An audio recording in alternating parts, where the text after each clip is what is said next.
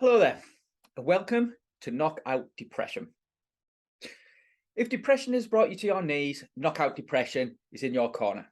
Our programs help you to come back punching and feel like you again. So who am I and what am I doing here? Not the first time I've asked myself this question. You may have asked it yourself as well. I'm very passionate and driven to help people to improve their mental health and specifically to knock out depression. And you might not be surprised to hear that that's driven firstly by my own lived experience. I suffered 3 bouts of severe depression in my adult life. And it's developed in me a real passion to help more people to understand the nature of depression and to better understand the things that they can do to help them to overcome it. Ways that I've done that so far have been through getting involved in a number of campaigns, which ultimately stemmed from me writing about my own experiences. I started with a blog, eventually turned into my book, as displayed there, Something Changed, Stumbling Through Divorce, Dating and Depression.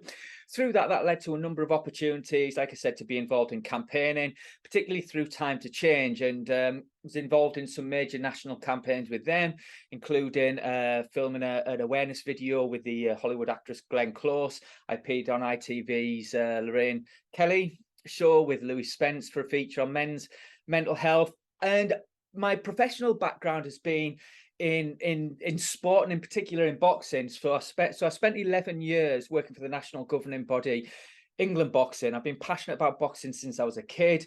I've been fortunate to meet and work with people I grew up watching on telly, while sporting some terrible haircuts, as you can see, but none of us are perfect. But yeah, so I spent a lot of time working for England Boxing. During that time, I created Boxing Mind, which is the sports mental health awareness program. And I'm still involved with that now. I think where are we, 3 years since I left England Boxing. I've continued to be involved in shaping that and delivering that. Also worked with a number of people, whether it be in terms of writing, in terms of speaking or delivering training. Just some examples highlighted there, just to give you a sense of my background and my experience when it comes to speaking about mental health. The problem, what we're trying to solve.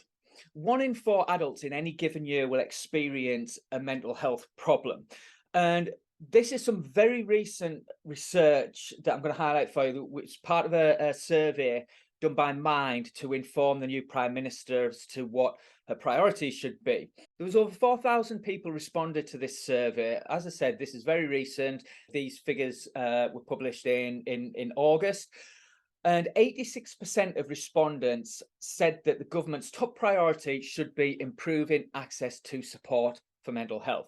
Of those that have waited for support, 58% said that their mental health got worse during that waiting period. And 4% of those, which is over 150 people, actually attempted to take their own lives while waiting for support. Now, a further, I believe, shocking statistic is that 70 to 75% of diagnosable mental health conditions go untreated. Now, part of that is because of the stigma that prevents people from seeking help. Part of it is because there just isn't the access to support that's needed. And the ultimate cost of that is in people taking their own lives. In 2018, the figures for that year were 6,154, which represents over 16 people per day that are taking their own lives. For those people that do seek support, there's generally 2 ways in which they will be helped. One is through referral to counselling, talking therapy, which will usually involve a wait of a number of months. The second is a prescription of an antidepressant. And now a lot of people are very afraid of taking antidepressants. There's not really a lot of understanding of them. And like I said, there can be a lot of fear. I know my own experience and that of many of people I've spoken to has been that when you get that prescription, you think, I'm not taking these. I'm going to beat it on my own. Now, we don't do that with diabetes, for instance. I'm not taking insulin. I'm going to beat this with the power of the mind. We don't do that. But say there's still a lot of stigma and a lot of lack of information that helps make people to make informed choices. with regards to mental health. And ultimately, there's not a lot of choices that people are given, as this highlights. So the solution. Knock Out Depression helps people with depression to feel like themselves again. We are in their corner, supporting them to understand the opponent that is beating them down and to come back punching, because we've been there and we believe that nobody should have to fight alone. How we pack a punch. So our USP is the use of the very, very powerful boxing metaphor. It's a powerful metaphor for life, for struggle, and it lends itself very well to helping people to explore mental health. This is a powerful tool for helping to challenge some of the myths about strength, weakness, some of the stigma around masculinity, around vulnerability, around admitting that we're struggling. Boxing's a really powerful way that we can tackle this and address it. It's also deeply, deeply human. Depression isn't just a medical issue. It forces us to question so many things about life, about ourselves, about who we are and who we want to be. It's a deeply human experience, and as such, lived experience is a very powerful tool in helping people to overcome it, sharing lived experience. And lived experience strongly informs the content of our programs. What we do is we call a 4-punch combination approach. So we strive to knock out stigma. So as I highlighted, using the boxing metaphor to really challenge some of these misconceptions, myths that ultimately prevent people, and men in particular, from seeking help and support. We help people to understand the opponent, understanding depression, the nature of it, how it makes us feel, why it makes us feel that way, helps to separate us from it. It's not just me, it's not just a problem with me, but it's an illness, and like other illnesses, there's something that we can do about it. There's various forms of treatment that we can try. We help people to understand themselves. As I said previously, it's a deeply human experience, and everyone will experience it differently. So we need to understand ourselves, our triggers, when we're at our best, when we're at our worst, what kind of environment supports and nurtures us, all of these kind of things that will help us to manage our mental health. And the combination of those three things helps us to create and implement the fight plan that is right for us, the right combination of approaches that will work for us. The program itself, we have a 6-session online program. Features over 50 short, accessible videos that are easy for people to navigate their way through, very informative. We have a high quality resource worksheet. So really strong, powerful, high quality resources. We have a purely self-help option. We also have a trainer supported option, which involves all of the online content as well as a weekly Zoom session to help implement and action those content within individuals' lives. Our major form of delivery is through our community boxing club program. We offer a live community program which takes place over 6 2-hour sessions, whereby each participant will take part in a 1-hour non-contact boxing training session, followed by 1 hour of education and discussion using the content that is in the online program. And one of the really powerful aspects of that is peer support around other people that get it, that understand, and helping and supporting each other, creating that sense of community.